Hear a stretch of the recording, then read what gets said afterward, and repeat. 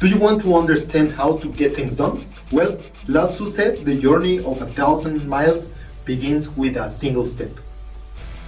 Hello, I am Juan Navarro. This is Advanced Quality Programs, and I invite you to explore the quality philosophies and concepts to apply them to our everyday life.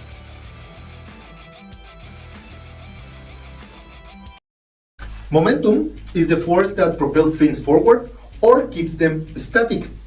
It's not just a concept in physics, but it also plays a significant role in our everyday life. We often underestimate the power of momentum and don't use it to lever its full potential.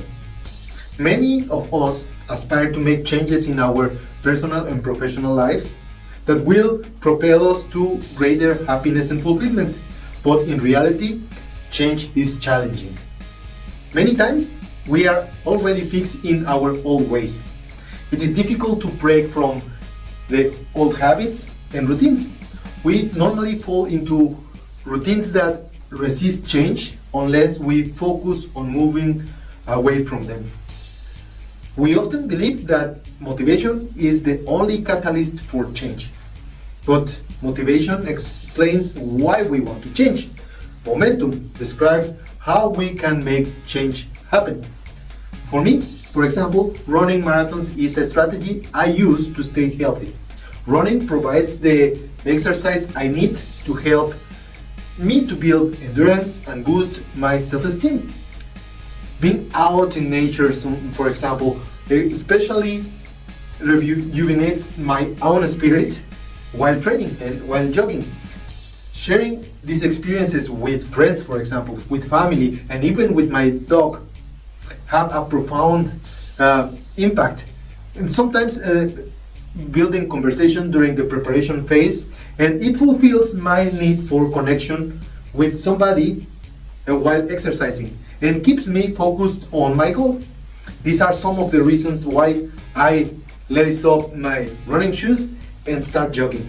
But let's not sugarcoat it. Running marathons is a really challenging endeavor. It's exhausting, time consuming, and can be downright intimidating for some people. On those tough days when it is cold and rainy, when my body aches from training, when the weather is unbearable, or when I simply don't feel to do it, my motivation alone is not enough to get me out of the door and back on the track. That's where momentum comes in. It begins with planning my race, getting the gear ready, logging the training kilometers in, and all those steps together. They all get me moving and reinforce my own identity as a runner.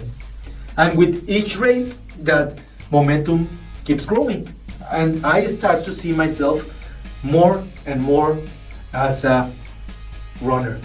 Have you ever heard of behavioral momentum theory? This is one strategy to get children to cooperate in completing some tasks, especially when they are not keen to following directions, for example. You start with a few easy tasks like sitting up or getting a snack before you can ask them to do something bigger or harder like homework or developing a new habit like reading. This is a tool that works like magic according to some psychologists.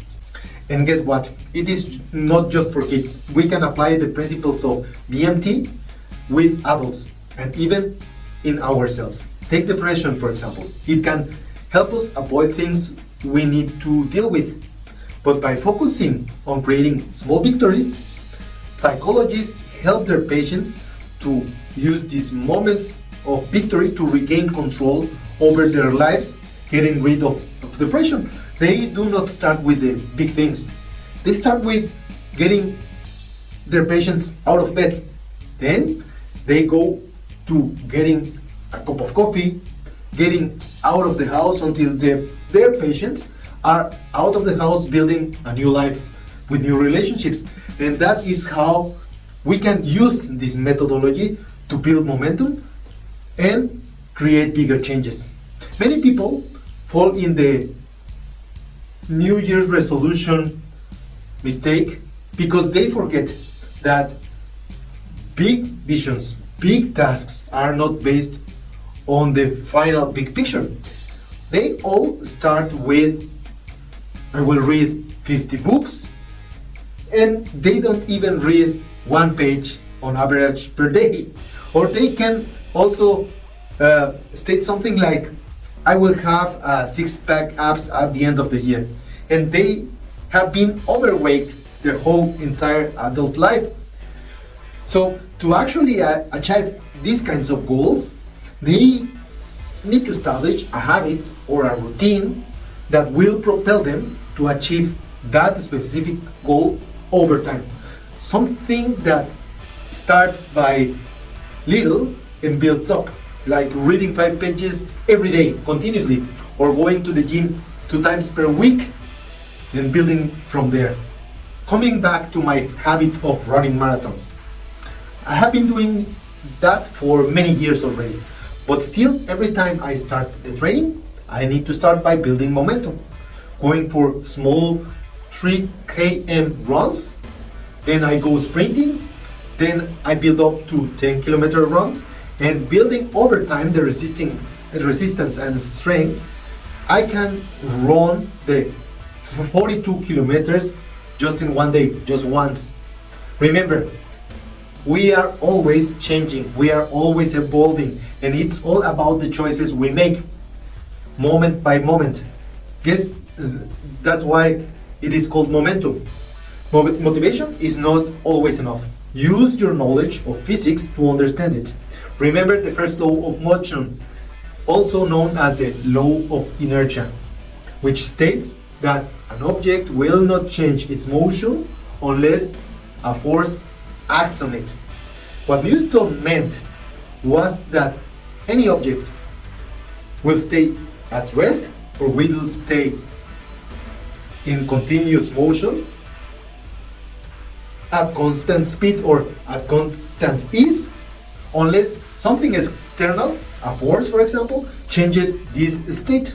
It is not only physics, it's also something psychological. It is the tendency of resist changes.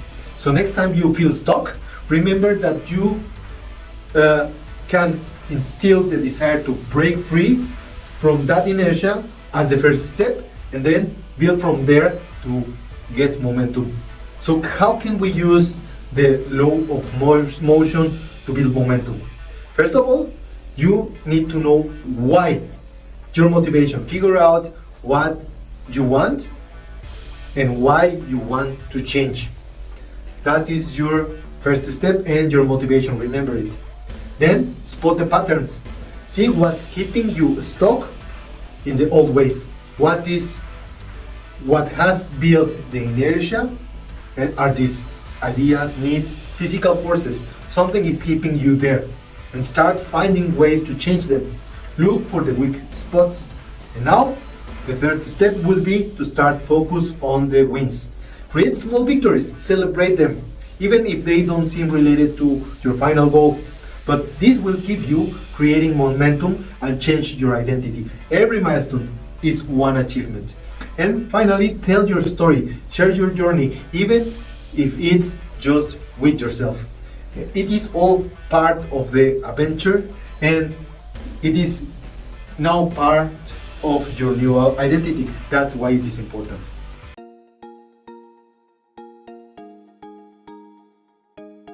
And that's all for this week's episode. If you find it useful and like it, don't forget to hit the like button. If you find it useful and it helps you to continue moving and to build momentum, don't forget to comment on the section. Share it with your friends, with your families, with your enemies and friends.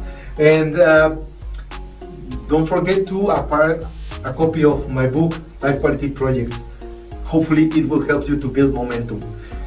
I leave you with a quote from Mark Twain. Continuous improvement is better than delayed perfection. Don't forget to hit the bell, and see you next week.